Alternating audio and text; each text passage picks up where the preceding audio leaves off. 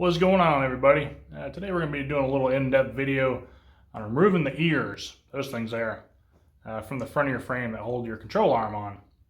Thought about doing a dog bone delete, but Anthony's got chrome dog bones, so I don't think he'd want to do away with those after buying them. So what we are going to do is take the ears off. I'm going to plate underneath it. That'll be in a different video. I'm going to basically just show you how to build a jig to keep everything where you need it to be. That way you can put it back on if you want to, or we're going to be fabbing up new mounts for it. Don't know if I have that in this video or not. I'm probably going to try and keep it short, kind of give you a rough idea of what we're doing, and then we'll come back to it once we get the top of the frame plated. But before we do all that, hit the like button, because you're going to like this one, and subscribe if you haven't already. We're doing a pretty in-depth build on this frame, not really leaving too many things unturned. So yeah, go ahead and subscribe. Keep up to date with what's going on with this thing. Anyways, let's get to it. We got work to do. So there's the ear of our frame. That's what holds your upper A-arm on. We're going to go ahead and cut it off. And we're going to put a new one on. These are pretty weak. If the body was on the frame, I'd just go ahead and reinforce these. Wouldn't too much get into it. Removing it, you can do it. I have seen it done. A lot of work, I'm sure. We're going to go ahead and cut all of our welds. And, well, first we're going to build a jig. That way we can put this stuff back to where it needs to be. Because believe it or not, this stuff was designed with geometry. And I'm no geometric expert, if you will. So we're going to try and keep these where they are, and we're going to do that with the help of a jig.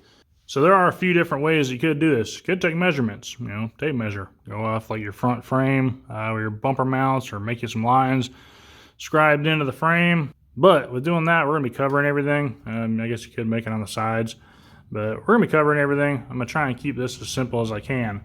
We're going to build a plate with holes in it, bolt holes. We'll be able to fix all that into that location, keep it all sturdy, not from moving very far. We're going to come up and tie the two ears together, driver and passenger side.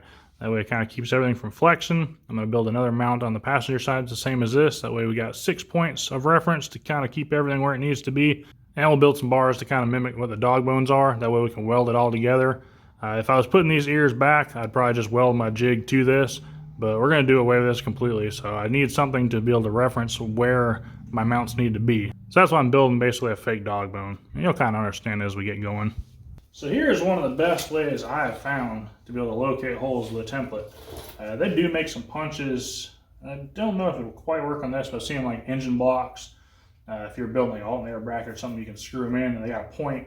You can literally put your metal up to it and tap it on those points, and it'll transfer your punch marks over to your metal, which that's pretty sweet. But like I said, I don't really think it'll work in this application. It may, but if you don't have one of the fancy tools, the easiest thing you can use is a ball peen hammer. Most people do have these. Just put your template pretty much anywhere. I'm going to do my shape afterwards. I'm just trying to locate my holes for right now. Just start tapping around it.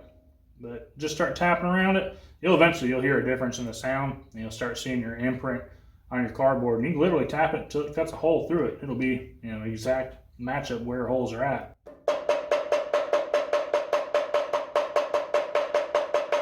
And if you can't find them like that, just take a look.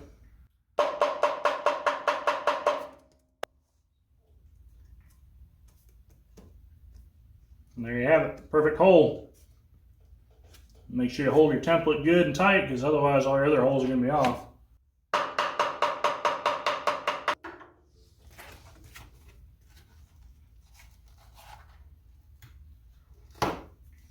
And there we have our template. And for transferring over to your metal, you can use any kind of piece of metal, preferably scrap metal is what I would use. There's just a chunk I got laying around here. I actually built these already, so I'm not going to cut this up because I do need this for something else. But what I'm going to show you, get you a set of these right here, transfer punches. They are very, very handy. And what you want to do, basically just hold that down, line up your hole best you can. The advantage of these, if they were doing something thicker, like say we're trying to duplicate a bracket, they would literally fit down in the bracket. I'll actually grab one of my other templates and show you exactly. But before I do that, I'm just kind of showing you, line it up center in your holes, make your mark. That'll transfer everything over. It'll keep it relatively in the center best you can. And here's what I was talking about earlier. It just fits right in there perfectly. It's going to give you the center mark of that hole, so you don't have to try and kind of eyeball it and figure out center. It will be center. As long as it's the right size punch, it'll fit. They got a very, very tight tolerance. This is a 3/8 punch. That's a 3/8 hole. Not really any wiggle room at all there. They work wonderful, save you a bunch of time. And they're cheap, and they're like maybe 20 bucks from Harbor Freight. I will put it in the description for Amazon if you don't want to leave the house like I do a lot of times. I got an Amazon affiliates page. If you purchase it from that, it will give us a little bit of a kickback. It won't cost you anything, so you can help out the channel that way too, and get you some cool tools. And one thing to keep in mind, you don't have to have any kind of specific shape whatsoever. This is just literally some junk I had laying around. As you can see, it's curved here. I cut that, I think, just to make it a little bit smaller to make sure it fit on the cross member the way I need it to. But the only thing you really want to keep in mind, have a good place to make some contact, and whatever you're going to be attaching to it, have a good spot for that. Other than that, just grab some junk, throw it together. And you can see our brackets fit. We got them all bolted up. They got a little bit of play, but it really isn't much. I mean, it's no more than the holes that are in the factory dog bones are going to take out of the equation. So, as you can see, we got a bracket made for the factory dog bone also. I went ahead and made that the other night. I didn't have my phone down here. Actually, I made all this the other night. I didn't have my phone down here, so we're kind of backtracking. That's why I only made one. That way I can show you guys how to make the other one. Don't want to leave you behind, so we'll get to making this side. It's pretty simple. Alright, for our dog bone, let's see if you can see that there. I went ahead and made a little mark to represent the center. That way I can look through there and actually see I have it centered up before I punch a hole in it, because I don't really want a hole offset. I want to try and get it in the middle, mainly just so I have meat on both sides. We got our studs knocked out. They do press in.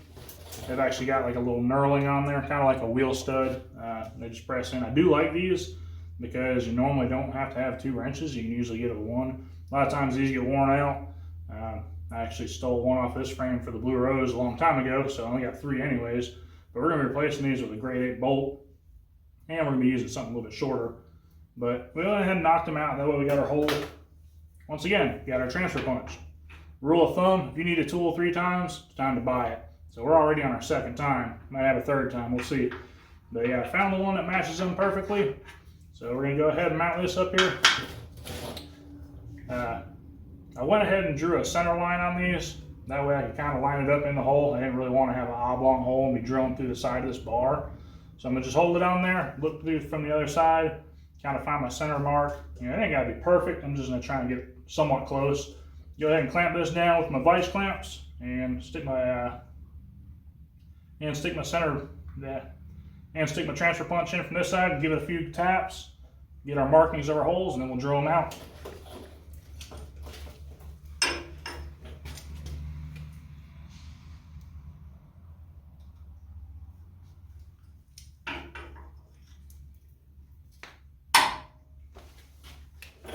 And to give you a little bit better idea of what I'm talking about, there's our holes where our bolts are. So like I said, it ain't got to be perfect. I was just kind of giving a reference. That way I'm not drilling a hole too far off center. So now we got that all situated. Let's see what I do with my transfer punch. There it is. We'll go ahead and put us a punch mark in these.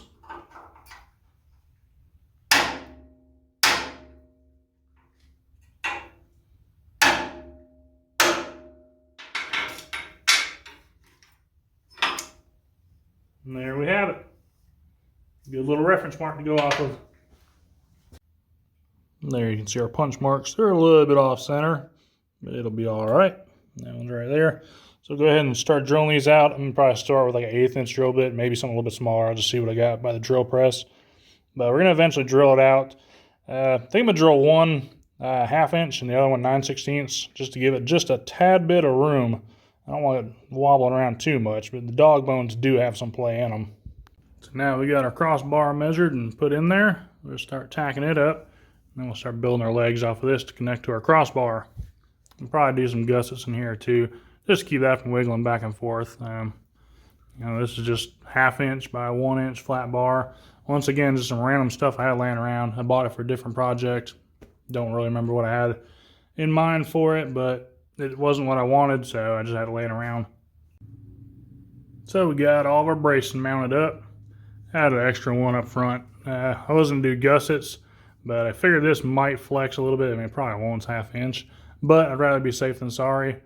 Not to mention, if this thing's going to be getting kicked around the shop here while I'm building all this, I want it to stay as true as it can. One thing I would recommend when you go to tack this up, go ahead and tack your top first. If you tack your bottom, it's going to draw to where it wants to tack. And when you go to try and line this up, it's going to put these bolts in a bind. So do that first and then do that, because that'll kind of keep it from pulling all over. It'll already be pulled where it's, you know, pretty much going to want to be. I went ahead and tacked the top and the bottom first, and then run me a bead down it, and run me a bead on the top and bottom. And this one stayed pretty good. You know, all our bolts are still finger tight, so it should come apart easily. Did go ahead and tighten all those down if you didn't notice it before. That way it is where it needs to be. So I'm going to go ahead and pull all my nuts off, pop my bolts out, and this thing should be good to go. One more thing to note, when I welded all this up, I just went ahead and threw some sockets over the bolts. That way keep any kind of spatter out of them threads, that way you don't have to get a file down there and clean them up. And if everything goes as planned, when you get done, you should be able to pull your bolts out all the way around. And even better than that, your jig should be able to come out and go back in. And everything lined back up, you know, because that's kind of the whole purpose of doing this, is make sure everything lines back up. Voila, and there you have it. So now when you cut the mirrors off, set that back in, bolt it up. Honestly, I probably could have put nuts on the back there and made it tighter. That probably would have been a little bit better, but there really isn't any kind of wiggle room. That's once again why I added that brace there, just to make sure nothing would deflect. So pretty happy with that. I'm gonna get ready to cut these off, but that'll be in another episode. I just want to kind of give you guys a general idea on how to build a jig. You can use this for all kinds of stuff. Say you want to build a 4-link, you know, you had something you wanted to go off of an idea, you can build a jig out of your braces, out of your brackets, and then, you know, transfer it from one frame to another. Say you want, like you were doing an Impala, you want to cut off the body mounts to reinforce behind it. Same thing, build a jig, make it either put a tack weld or something on top of the frame where you can line your tack welds back up, and then bolt your body mount to it. It'll keep it all where it needs to be. You know, obviously you have to take a little bit off your body mount to compensate for the thickness of metal, but I mean, you get that.